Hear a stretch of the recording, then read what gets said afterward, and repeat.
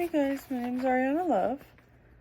The conservation story I chose to talk about is protecting the Okefenokee Swamp in Georgia. Found a recent Associated Press article titled "Conservation Group Buys Georgia Land to Block Mine Near Okefenokee Swamp."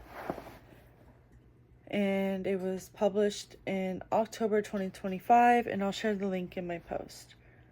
The story caught my attention because it's a real example of conservation currently happening, and where the local community stepped in to protect wetlands and wildlife before they were destroyed. I'm also from Florida and Georgia, so I find it fascinating.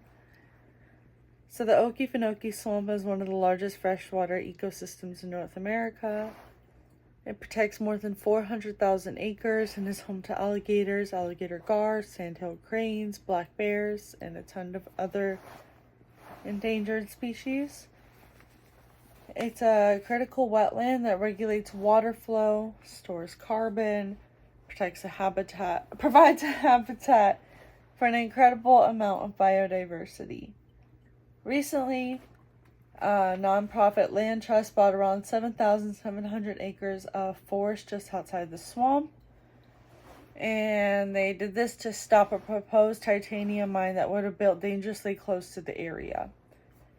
Titanium mining might sound harmless to uneducated people. In the process, would have altered the swamp's natural hydrology, and everything else, and drain parts of it and damage the soil and plant life that the ecosystem depends on. If the mining proposal had gone through, it would have lowered the water levels, changed fire patterns, polluted the wetlands, and, that would have had a huge impact on not just the swamp, but the local surrounding communities and species that depend on it. So basically, by buying this land, conservationists protected and created a protective buffer to keep the industrial development away from sensitive habitat. It was a proactive kind of conservation. Instead of cleaning it up and cleaning up the damage later, they prevented it from happening at all. So from my secondary source, I looked at information from the U.S. Fish and Wildlife Service about the Okefenokee National Wildlife Refuge. And they describe it as a massive peat-based wetland. Sorry, my handwriting. And if you don't know what peat-based, it's like an aerated type of substance. I use it a lot for gardening. Super fluffy. My plants like it. Anyway, massive peat-based wetland that acts as both a carbon sink and a natural reservoir. That means it could trap greenhouse gases and reduce flooding.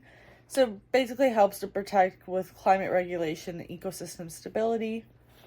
This effort ties directly into environmental science with concepts like biodiversity, ecosystem services, which we learned a couple modules ago, sustainable land management, and also highlights the role that non-government organizations can play in conservation, especially when government policies move too slowly to stop environmental threats, like what we're seeing right now. Anyway, personally, I think that the story is really inspiring because it shows that conservation doesn't always have to be reactive. Sometimes just protect nature before it's damaged. It can also show that teamwork between scientists, nonprofits, and local communities can make a huge difference and is possible. So wetlands like the Okefenokee are often overlooked, but they're also some of the most valuable ecosystems that we do have and take for granted. Filters our water, supports wildlife, and stores carbon. Once they're destroyed, they're almost impossible to rebuild. My question for you is, if you had $10 million, would you rather spend it to protect damaged land or buy a little bit more land that's untouched, but it's going to be protected forever? Let me know. Sorry, I'm a little bit congested. So I'm having to breathe deep.